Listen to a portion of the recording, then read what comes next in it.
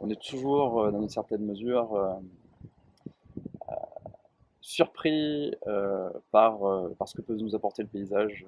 Et ça me plaît, ça m'émerveille en tout cas. Je m'appelle Luc Lagaski et je suis photographe de paysage. Donc c'était pour vous parler du processus de créatif et comment se passe, on va dire, une journée de shooting pour moi. Ça commence déjà par le repérage. Alors souvent je le fais sur un ordinateur, sur un logiciel de cartographie qui s'appelle Iphigénie.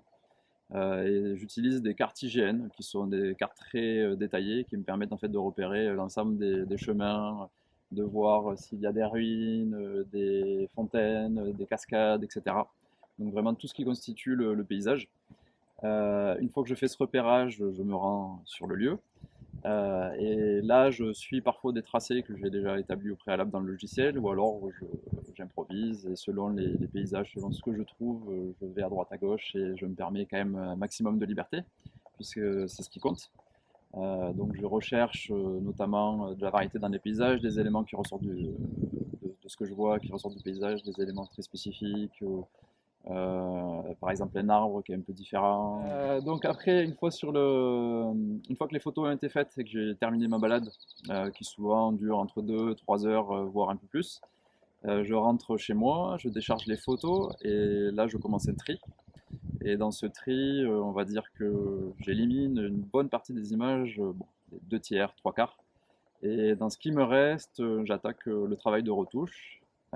Et on va dire que sur une balade classique, je vais garder 2 3 4 5 photos peut-être, grand maximum, que je vais trouver comme étant un peu plus extraordinaires, un peu plus belles. Et pour ce qui est de la retouche, j'essaye de ne pas y passer trop de temps, de faire le maximum sur le terrain quand je fais mes prises de vue pour avoir déjà une image utilisable dès le moment où elle sort de mon appareil. Maintenant, la retouche, c'est une partie importante pour donner un aspect aussi unique à mon travail. Et c'est une partie qu'on remet souvent en question dans la photographie numérique, mais en même temps, à partir du moment où on utilise un outil, il y a toujours une déformation plus ou moins importante du travail qu'on souhaite représenter. Ensuite, ouais, c'est par rapport aux lumières, par exemple, j'aime bien travailler notamment sur les fins de journée, lever de soleil, coucher de soleil. C'est des heures qu'on appelle les heures dorées, qui vont permettre d'avoir des lumières un peu plus douces, notamment, et qui en photographie ont un rendu un peu plus subtil, parce qu'on travaille quand même sur des capteurs numériques ou même argentiques, où en fait une lumière trop forte va donner un côté, un caractère un peu trop brutal pour moi, enfin pour mon goût, en termes de photographie. Je fais de la photographie depuis que j'ai 13 14 ans, et le paysage m'est apparu comme une évidence après un certain temps, parce que je recherchais aussi des lieux euh, plutôt calme, ressourçant, avec des variations dans beaucoup d'éléments, dans les paysages, dans la végétation. On voit l'influence des saisons, ce qu'on a beaucoup plus de mal à mesurer, par exemple en ville. Et dans un département comme le Lot, qui est très rural, ça permet de varier énormément les lieux, les points de vue, etc. Et donc, c'est très très dépaysant à mon avis, d'un point de vue personnel.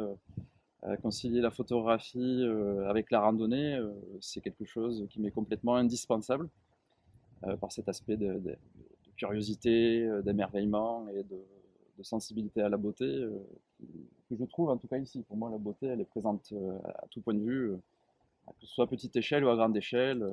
Et pour ce qui est du Lot, il y a une variété de paysages assez extraordinaires, une variété d'espèces, une variété géomorphologique, donc de terrains vallonnés, de plaines, de cosses. On retrouve des falaises, on retrouve beaucoup de grottes, donc des endroits très variés à explorer, qu'on aille à l'est, à l'ouest, au nord, au sud du département.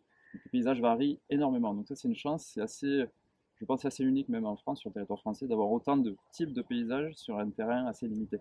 Une partie importante de mon travail, c'est d'essayer par l'image de sensibiliser les gens à l'idée de beauté, en fait. J'essaye par l'esthétique, en fait, de sensibiliser les gens à cette beauté-là. Une chose qui est également importante quand on se balade, c'est de respecter le silence du lieu, en fait, justement, parce que vous allez déjà vous permettre d'entendre des choses, des oiseaux, des chevreuils qui aboient. Alors ça, c'est très drôle. Et si vous faites trop de bruit, justement, vous effrayez ces bêtes, ces animaux, ces environnements-là. Et au final, c'est un peu dommage. C'est dommage même pour les autres humains qui vont se balader dans un certain calme et respecter ces lieux-là.